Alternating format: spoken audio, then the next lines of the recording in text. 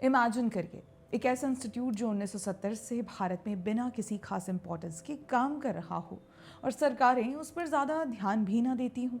लेकिन वही इंस्टीट्यूट अचानक भारत की कल्चरल रिवाइवल का एपिसेंटर बन जाए और भारत की वैदिक परंपराओं को एक नया जीवन देने लगे। कुछ ऐसा ही हुआ 2020 में सेंट्रल संस्कृत यूनिवर्सिटी के साथ, जिसे पीएम मोदी की भाजपा सरकार ने एक साधारण सी डीम्ड यूनिवर्सिटी से दुनिया की सबसे बड़ी संस्कृत यूनिवर्सिटी बना दिया। लेकिन कैसे एक यूनिवर्सिटी किसी देश की संस्कृति के रिवाइवल को बूस्ट कर सकती है, और क्यों मोदी सरकार द्वारा लाए गए सेंट्रल संस्कृत यूनिवर्सिटी एक्ट ने बाकी सारी यूनिवर्सिटियों से बेहतर काम किया, आइए जानते हैं। दोस्तों, सेंट्रल संस्कृत यूनिवर्सिटी की शुरुआत साल 1970 में राष्ट्रीय संस्कृत संस्थान के नाम से हुई। तब इसे मान्यता प्राप्त विश्वविद्यालय का दर्जा मिला था और इसका मिशन था संस्कृत को बचाने और बढ़ाने के लिए काम करना।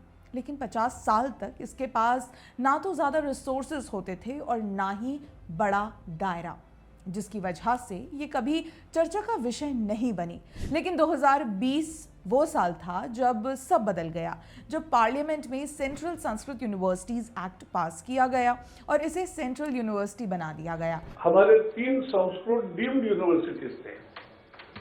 वो 3 संस्कृत डीम्ड यूनिवर्सिटीज का एक सेंट्रल यूनिवर्सिटी संस्कृत की हो रही है। तो संस्कृत की पहली दफा सेंट्रल यूनिवर्सिटी हो रहा है, केंद्रीय विश्वविद्यालय हो रहा है, और इसलिए ये बहुत अच्छी महत्वपूर्ण पहल है।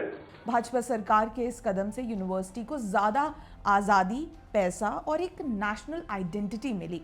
यानी अब ये भारत की सांस्कृतिक विरासत को नई ताकत के साथ आगे बढ़ा सकता था।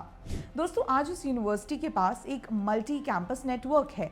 न्यू दिल्ली, देवप्रयाग, जयपुर, लखनऊ, पुरी के साथ भारत के अलग अलग हिस्सों में इसके 13 कैंपसेस हैं। इसके पीछे सरकार की सोच थी कि संस्कृत और वैदिक ज्ञान को सिर्फ किताबों में नहीं बल्कि लोगों के जीवन में उतारा जाए, और आज ये यूनिवर्सिटी ठीक वही कर रही है।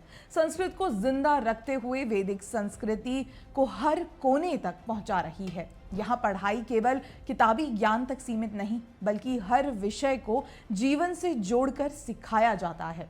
वेद, संस्कृत, व्याकरण, योग और ज्योतिष, इन सभी को थ्योरी और प्रैक्टिकल दोनों तरीकों से पढ़ाया जाता है। लेकिन साथ ही मॉडर्न सब्जेक्ट्स जैसे कंप्यूटर साइंस, इंग्लिश और हिस्ट्री भी शामिल है, जिससे स्टूडेंट्स आज की दुनिया में आगे बढ़ने के लिए भी तैयार रहें। पिछले साल ही फरवरी में पीएम मोदी ने देवप्रयाग में एक नए कैंपस का इनॉग्रेशन किया। एक ऐसी जगह जहां श्री राम ने तपस्या की थी और जहां अलकनंदा और भागीरथी के संगम से गंगा बनती है।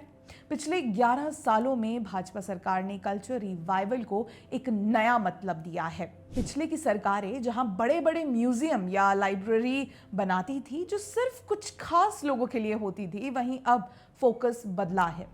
अब सरकार लोक सांस्कृतिक पुनरुत्थान पर काम कर रही है, यानी संस्कृति को ग्रास रूट लेवल्स पे मजबूत करना। अब सवाल ये है कि इससे हमें क्या फ़ायदा। तो ये यूनिवर्सिटी संस्कृत को सिर्फ किताबों तक नहीं रख रही, ये गरीब और ग्रामीण छात्रों को स्कॉलरशिप दे रही है, लोगों तक पहुंचने के लिए सेमिनार्स और प्रोग्राम्स चला रही है और संस्कृत को रोज की पढ़ाई का हिस्सा बना रही है।